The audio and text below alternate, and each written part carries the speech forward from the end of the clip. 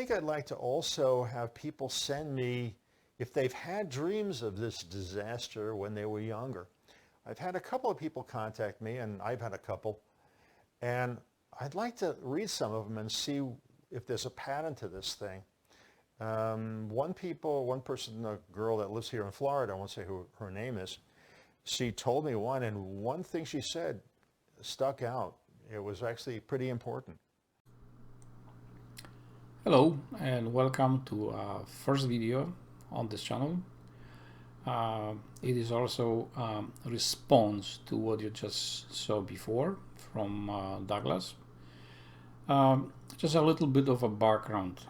I am going to leave a link to my personal blog and my personal channel where you can find more information about me. Just quickly, I can tell you that by society standards, I am apparently intuitive, channeler, and experiencer. So that's the terms. I don't really like them because I understand the principles behind this. It took me a while, and through exploring further and further, I was trying to go more of the route less Ingo Swan. I wanted to know the scientific principles behind what is happening to me. Why am I having those visions? Why am I out of body? Why am I receiving those information? What's the purpose of that? At some point, I was even thinking that maybe I am some kind of part of experiment that nobody explained that to me, but that's not the case. So let's move on. I'm going to produce a series of what was presented to me. I already made a video. It was very rough video. It was just not prepared, not rehearsed or whatever. And some things from that video need to be corrected. So this time, this is the part one where I am focused only on the first part that was presented to me. So shortly after, I already was involved in study of parapsychology, paranormal, subtle energies, and all the stuff that is associated with that. I was presented with the first vision. I am going to show you image or images, and I am gonna explain to you what was happening at that moment when I had this presented to me. All those elements that were presented to me, they have every element means something, and what is coming my way, it's not like a conversation that I am sitting here and there is another guy on the other side and explaining to me stuff. I have many symbols given, and then I need to figure out what's the story behind it, how to translate that, how to make sense out of this. Many of that stuff you probably are aware. People are talking about the archaic symbols and all this stuff from ancient times.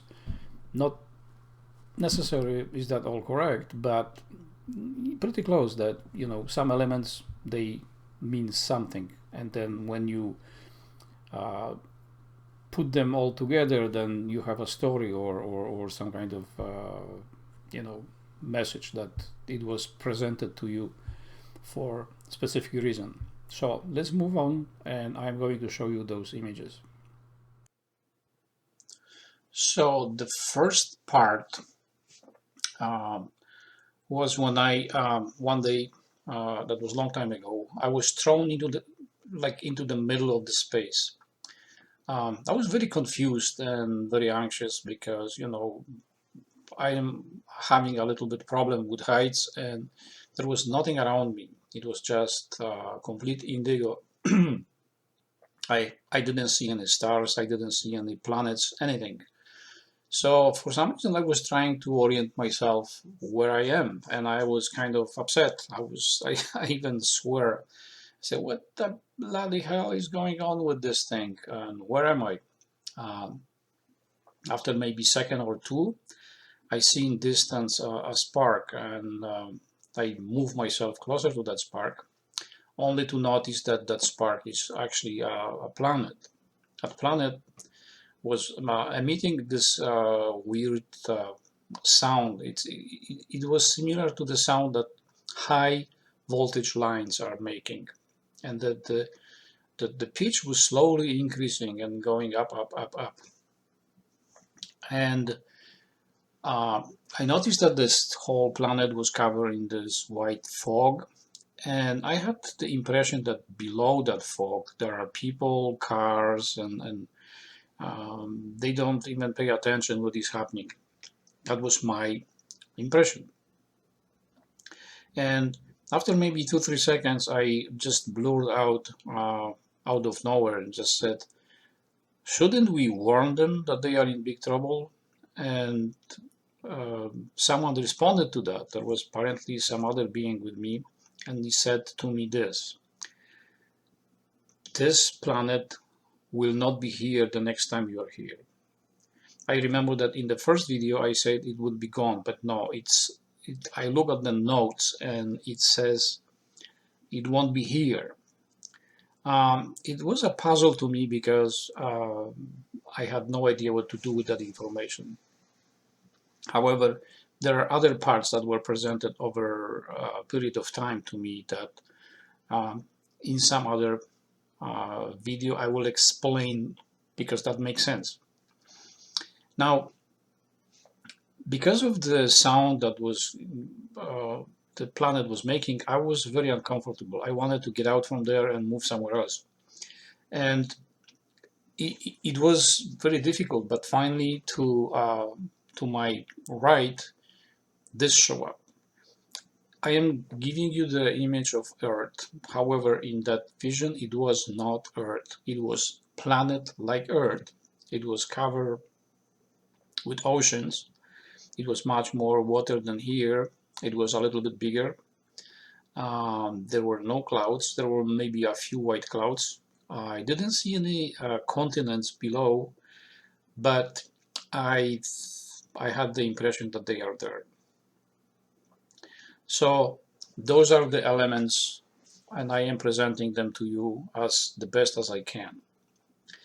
I was analyzing all those the clues, the elements that were presented to me to make sense out of this. Because first, when I saw that this thick fog around this planet, I thought, well, this only indicates something that has to do with frequency, with radio waves or some kind of electrical, plasma discharge or something like that.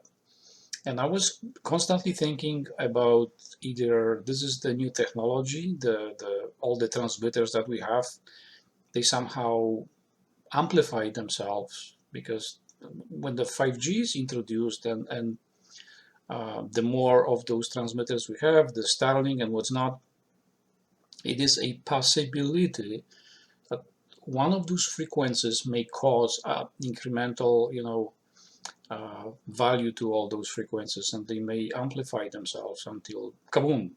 But this is just a possibility. This is my take on this. I hope never comes to that, but yet it is a possibility. The other thing is, I thought maybe this is a Venus, because Venus is very hot. It has this thick, atmosphere around it. But that is incorrect, because I was absolutely sure that below that cloud, below that fog, there are people, there are cars, and we don't have cars on Venus. We don't have people on Venus. So the other element in this is that the people, they were not paying attention to that, what was happening above them. So that indicates that something is approaching and they are not aware of that. They simply are not paying attention. And there are only few, like me, Douglas, Ben, and people from Electric Universe, and all the members on those channels. They start to understand what is happening, what is going to happen. And that's my explanation for that. However, the sound of the electric lines, that might be a clue that this is something that has to do with the electric sound. That, that's my take. By the way, when this was presented to me, I had no idea about this, plasma cosmology or electric universe or stuff like that.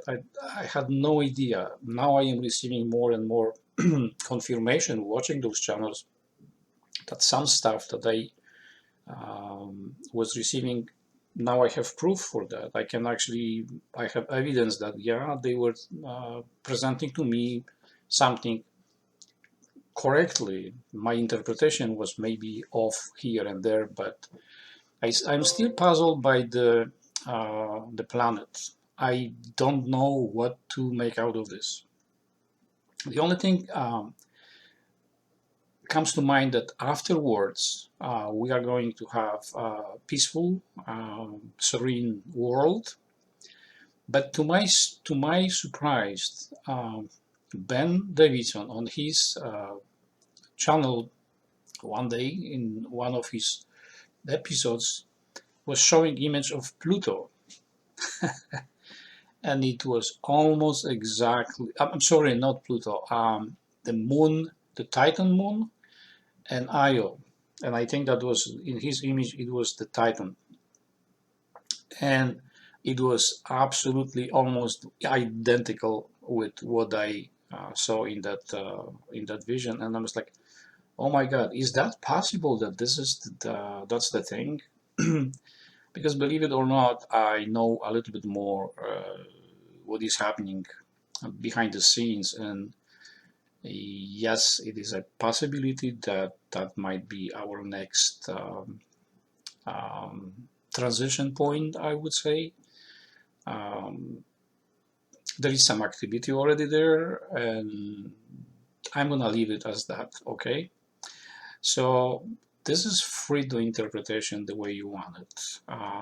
I am just presenting my view on that, but you as a viewer, perhaps some of you are much more inclined to have the intuition helping you understand those elements, because what I came up with may not be completely correct. However, all the other parts that I'm going to be presenting to you in other videos, they somehow make a whole sense, and they are in sequence. They represent how this whole event is going to unfold. By the way, this whole thing is already in progress. However, in what Douglas discovered, and I am a big fan of that. I am amazed by how much work he put into that and uncover all the necessary elements in this to prove his theory. That's really, this guy should have some kind of Nobel Prize, the Nobel Prize for that, or some form recognition for this, because this is really amazing. However, in this whole thing, there are many other moving parts which he didn't include it in his research yet, because there are things that are going to happen right before, the years before the main event, and there are going to be some things happening right after the main event. So this whole thing, even though it's 99% or maybe, well, let's say 95% is correct, how this whole thing may unfold, but there is that 5% chance that there are other elements that will alter some of that, what will happen. But on that subject in other videos. So I hope I didn't scare you, make you confused. Look at this as entertainment. If you cannot sleep, keep bringing that and see what comes up. So there you have it.